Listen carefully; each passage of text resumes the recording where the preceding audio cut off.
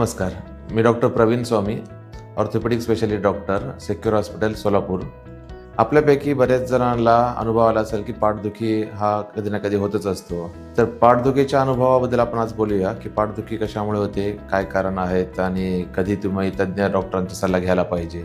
तर आजच्या काळामध्ये पाठदुखी हा आता फक्त म्हातार किंवा वृद्ध वयांचा नाही आहे, तर एकदम यंग जनरेशन्स 20s-30s मधल्या लोकांना पण चुकीच्या जीवनशैलीच्या पद्धतीमुळे, मोबाईलच्या वापरामुळे बरेच याच्यामध्ये मानदुखी, पाठदुखीचा खूप सारे पेशंट्स आहेत. कॉमनली आपण ऐकून घेऊया की हे पाठदुखी कुठून सुरू होते. आपल्या पाठीचा मणका जो असतो तो पाठीच्या मांसपेशी आणि समोरील पोटाच्या मांसपेशी या दोघांच्या मध्ये असा एकदम सुरक्षित असतो. तर या दोन्हीमध्ये काही प्रॉब्लेम झाले, जसे तुम्ही चुकीच्या पद्धतीनं बसत असाल अभ्यासाला किंवा मोबाईल जास्त वेळ वापरून मान खाली घालून किंवा चुकीच्या पद्धतीनं उशी वापरत असाल रात्री झोपताना, तर या सर्वांमध्ये मांसपेशी जे मणक्याच्या बाजूचे असतात ते ताणल्या जातात आणि त्यानंतर ते दुखायला लागतात. किंवा तुम्ही खूप सारं तुमचं टू व्हीलरवर फिरणे असेल, त्यामध्ये खूप रस्ते खड्डेवाले असतील आणि त्यावरून तुम्ही फास्ट जात असाल, तर त्या बारीक बारीक झटक्यांमुळे सुद्धा तुम्ही दोन मणक्यांच्या मध्ये जे नसा असतात त्या दबल्या जातात आणि ते दुखायला लागतात.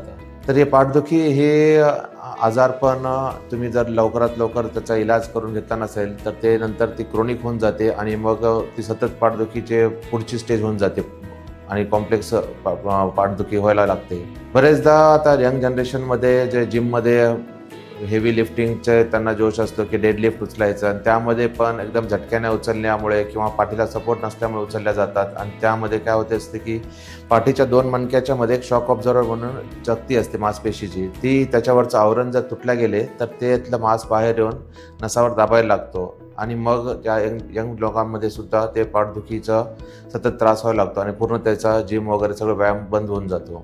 तर यामुळे या पाठदुखीला समजावून घ्यायचं असेल तर अर्ली स्टेजमध्येच त्याचे योग्य पद्धतीने उपचार केला तर हा पुढे वाढत नाही. जर सतत तीव्र पाठदुखी असेल, तुम्ही सांगितल्याप्रमाणे काही आता मी सांगेल त्यामध्ये जर हे व्यायाम आणि तुमचं पोश्चर नीट केला त्यानंतर कमी होत नसेल तर तज्ज्ञ डॉक्टरचा लवकरात लवकर सल्ला घेणे आणि पुढील तपासण्या करून घेणे आणि खरं कारण त्यातलं ओळखून काढण्याचं असते.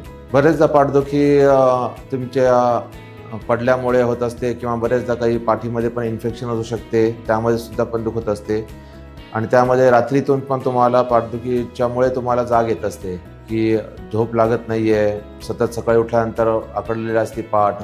या याच्यामध्ये सुद्धा तुम्हाला डॉक्टरांचा सल्ला घ्यावा आणि नंतर पुढील त्याची तपासणी करून कशामुळे होते ते ओळखणे.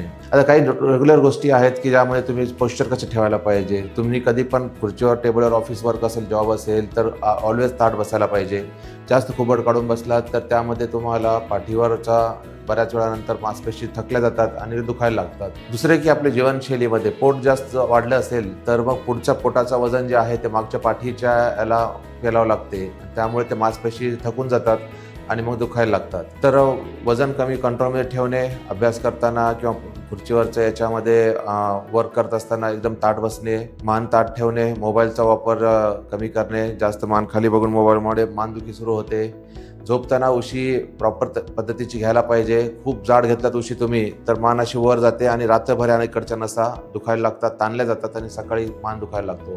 किंवा खूप पातळ उशी घेतलात तर मान अशी खाली पडते आणि मग या बाजूच्या दुसऱ्या अपोजिट साईडच्या नसा रात्रभर ताणल्या जातात आणि त्या दुखायला लागतात. तर एका डांगावर झोपताना तुम्हाला अशी ओढी उशी पाहिजे की मान एका सरळ, आपला डोकं जे आहे मणक्याच्या एका सरळ लाईनमध्ये असायला पाहिजे. तर हे सगळ्या पद्धती तुम्हाला केलात आणि प्रॉपर पद्धतीचे मणक्याचे मांसपेशीचे व्यायाम असतात मजबूत ठेवण्यासाठीचे आणि पोटाचे मांसपेशीचे व्यायाम, हे जर तुम्ही करत राहिलात तर साधारण प्रकारच्या पाठदुखीला घरच्या घरी तुम्ही कंट्रोलमध्ये ठेवू शकता. आणि यानंतर या सगळ्यानंतर पण तुम्हाला जर पाठदुखी सतत होत असेल आणि त्यामध्ये काही परिणाम इम्प्रूव्हमेंट होत नसेल तर तुम्ही तज्ज्ञ डॉक्टरचा सल्ला घेण्यासाठी येऊ शकता.